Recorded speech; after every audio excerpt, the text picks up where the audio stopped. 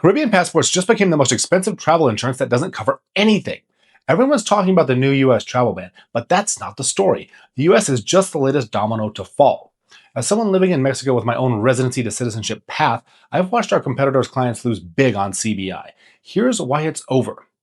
The real story is that the entire Western world has been systematically dismantling citizenship by investment, CBI, for the past 7 years plus. If you're holding one of these passports or thinking about buying one, you are walking into a trap. What I'm about to show you will save you $250,000 and a decade of regret. For those of us with our finger on the pulse of the world, this moment was inevitable. Look at the patterns that we've warned about for years. In 2017, Canada revoked visa-free access for Antigua. In 2022, the European Union suspends Vanuatu. 2023, the United Kingdom revokes Dominica. The Home Secretary called its program a victim of clear and evident abuse. 2024, the EU Parliament permanently bans Vanuatu. Vanuatu used to be the fastest passport on the market, just 60 days and $130,000. But now EU Schengen access is denied. It's essentially worthless for Western travel. April 2025, the European Court of Justice rules that Malta's program violates EU law. The last European citizenship by investment slams shut. December 2025, the EU releases a report calling not for reform, but for discontinuation of citizenship by investment. And then, this January 2026, the United States drops the hammer. Proclamation 1099-8, visa bonds are required, immigrant visas frozen. This isn't one country having a bad day. This is a global consensus.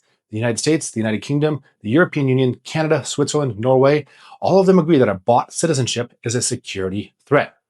Now, you might be thinking, Evolution Expats, surely this is just political posturing. It'll blow over. I'm here to tell you it won't, and to understand why you have to look under the hood of the new surveillance systems coming online this year. This brings us to the most dangerous acronym in travel, the ETIAS. Most people think that ETIAS is just a €7 visitor fee for Europe. They are wrong. The ETIAS is an intelligence gathering engine. For the first time in history, European border databases are becoming interoperable. That means the ETIAS database talks to the Schengen Information System, the Visa Information System, and even Interpol, the police force for the European Union. Why does this matter for CBI passports? Because it gives the EU the power to implement what I call a silent ban. In the past, to ban a country, they had to pass a law. It was a diplomatic nightmare, a long bureaucratic process. With the ETIAS, they just changed the screening rules. They can set the algorithm to flag every passport issued by St. Kitts or Dominica after a certain date for manual review. Suddenly, your visa-free travel isn't free. It becomes permission-based. You apply for your ETIAS authorization, and instead of an instant yes, you get a pending. Then you wait 30 days. Then you get a request for additional documents. They don't have to ban the country formally. They just make the passport unusable in practice. And the reason that they are doing this isn't because they hate the Caribbean. It's because of money laundering and travel ban evasions that have been documented.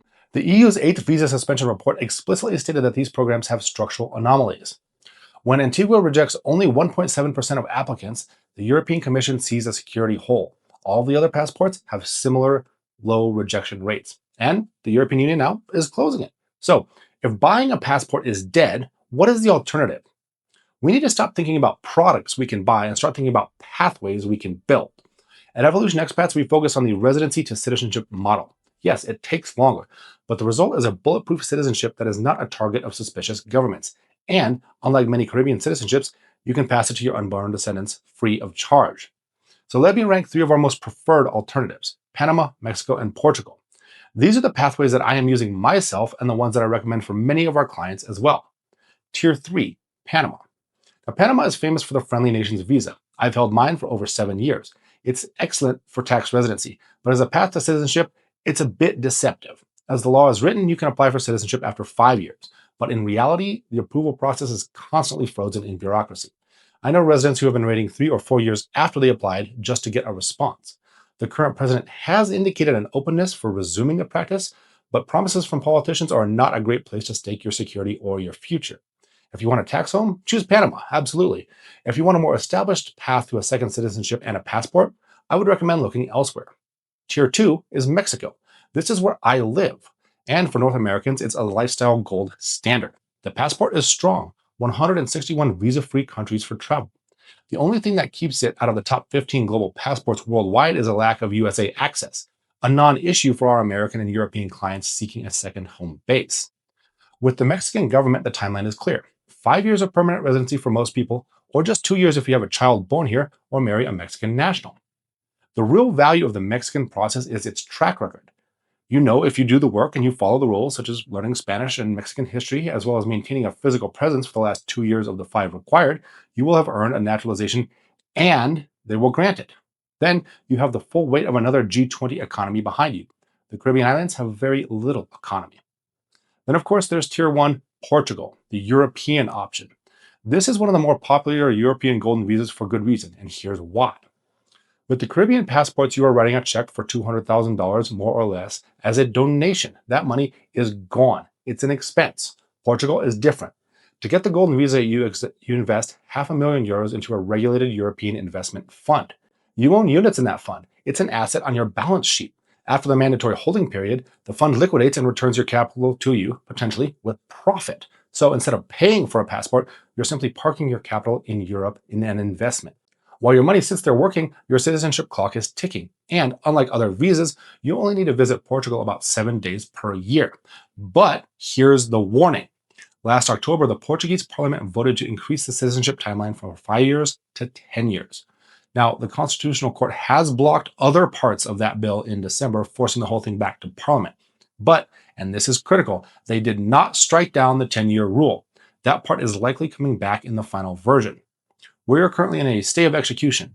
The Parliament is fixing the text right now. I'm tracking this bill daily, so make sure you're subscribed with notifications on. I will post an urgent update the moment the vote happens.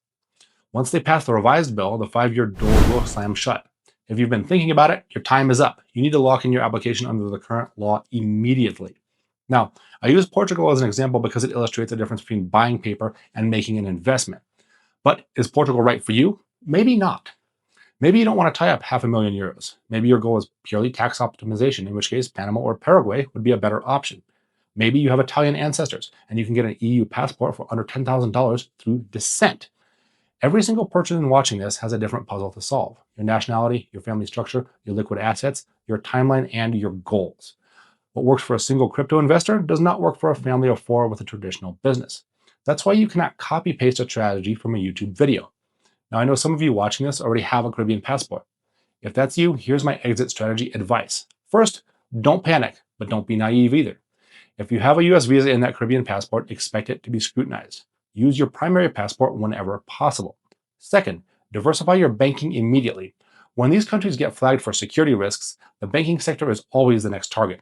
If you're holding all of your assets in a bank in Dominica, move a portion of that liquidity into a jurisdiction like Bermuda, the British Virgin Islands, Singapore, or Switzerland, depending on your abilities and/or access. Pursue another residency as needed to unlock more options there. Third, start your Plan C now. Don't wait for the EU to revoke Schengen access. By the time that news breaks, the lines for residency in Mexico or Portugal or anywhere else will be out the door. The question isn't, can I still get a Caribbean passport? The question is, will it be worth anything in 5 years? And based on everything we're seeing from the US Proclamation 10998 to the ETIAS rollout, the answer is an increasingly a no. There is a better way. If you want to stop guessing and start building a roadmap that actually holds up, whether that's Portugal, Mexico, or an ancestry play, click the link to book a description. Do not gamble with your freedom of movement. Plan for success. Remember, the right information makes it all possible.